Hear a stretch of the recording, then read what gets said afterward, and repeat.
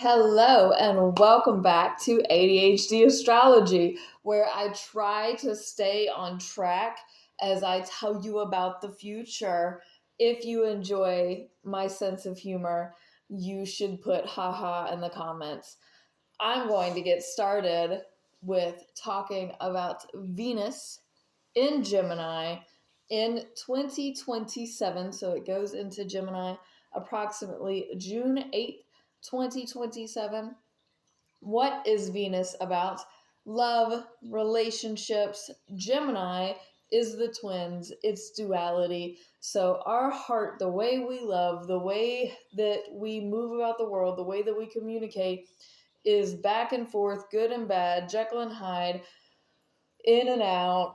So, the one of the first alignments, because we have a really big like mass alignment that happens that doesn't even really include Venus until it does in a minute.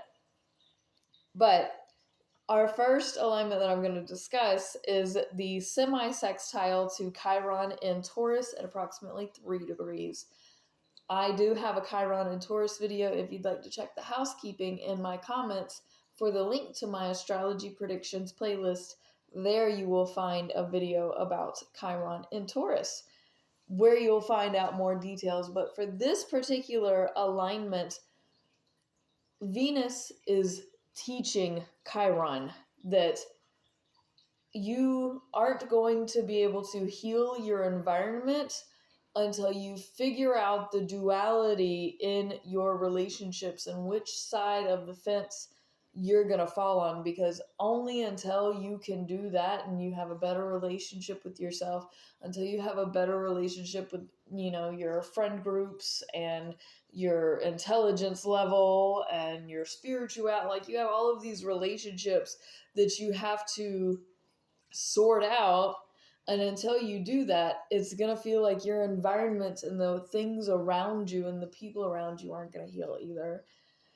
So we need to focus on that. Then we have like this giant kite hoorah alignment that includes the moon to make it a kite. So as soon as the moon gets out of all of this, that kite stops and it goes back to being, just sextiles and trines and just generally good alignments.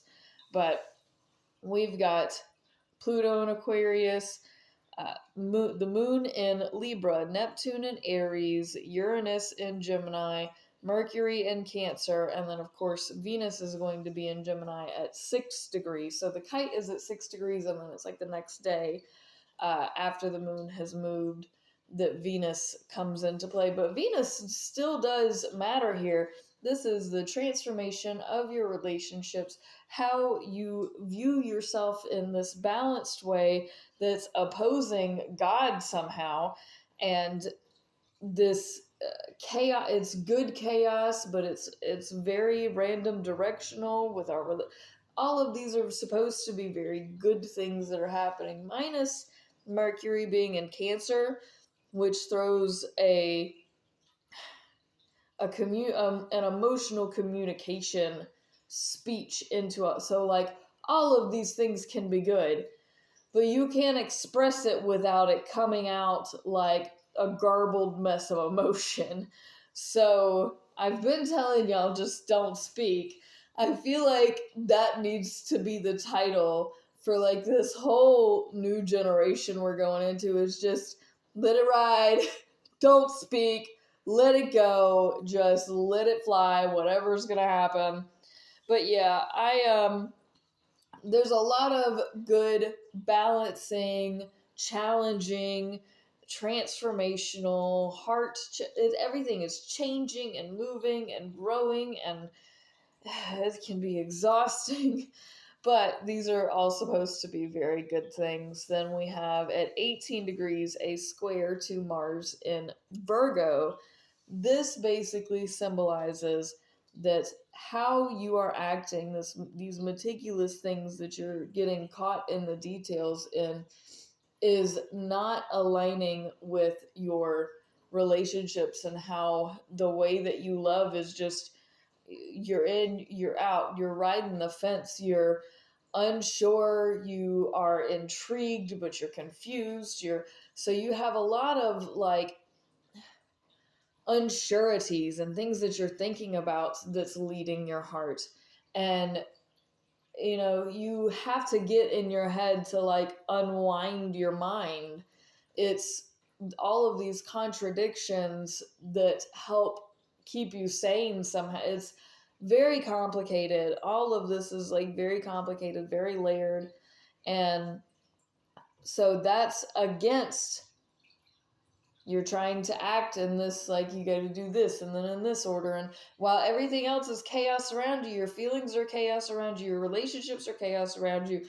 And somehow you still have to do all the paperwork. You still have to do like the ABCs and filing, and like there's so much more going on. And you have to go through this red tape and just like, you have to stay on. You have to, all of this is great. You have to stay on. It's exhausting. We have a sextile to Jupiter in Leo. Fantastic. We are just going to go out, have a vibe, this is where you go get your nails done, get your hair done, get your pedicure, go get your tan on, all of the self-care stuff with your friends, especially your siblings. Like if you can go out and go to a concert or something with your siblings, like this would be a great, nope, we just gonna break away. I'm just gonna do something totally different, out of the norm, out of the ordinary, and I'm gonna go have fun. Because all this chaos and like still have to be, I'm over it. We have a sextile to Saturn in Aries as well at 26 degrees. This is another great alignment because we like how we're healing. Like we like how we're doing it now. This feels right for us. The way that we are approaching our relationships, the way that we're approaching, how we relate to ourselves and our own inner child and our own inner wisdom and to our parents and especially our fathers and older brothers, and just the way that we communicate in love and in these relationships. It may seem odd or over the top or just whatever from the outside, but on the inside, something is working. We're doing it differently and we're managing to make it work. And you know what? If this is working for now, it works for now. We're going to be okay with that. And it's a really good place to end off because then Venus goes into Cancer approximately July 3rd, 2027, where we're going to see a lot more emotional relationships and especially stuff that deals with mama drama, uh, anything that's related to like how you nurture yourself, how you nurture your country and your nationality, and healing your, past relationships. This is when nostalgia comes back up. So all of that can be just a different wave. So we're still trying to ride the vibe here. Remember to press all the buttons for me. Go check out my eBay shop. And if you guys actually know of anyone who does not editing, publishing besides Amazon, I do not want to publish on Amazon, and I need a publisher that's willing to work with someone. I have had a couple of other things published in the past. If you want to reach out and talk to me, I would like that. But yeah, peace out, fam. Take care. Much love. Talk to you soon.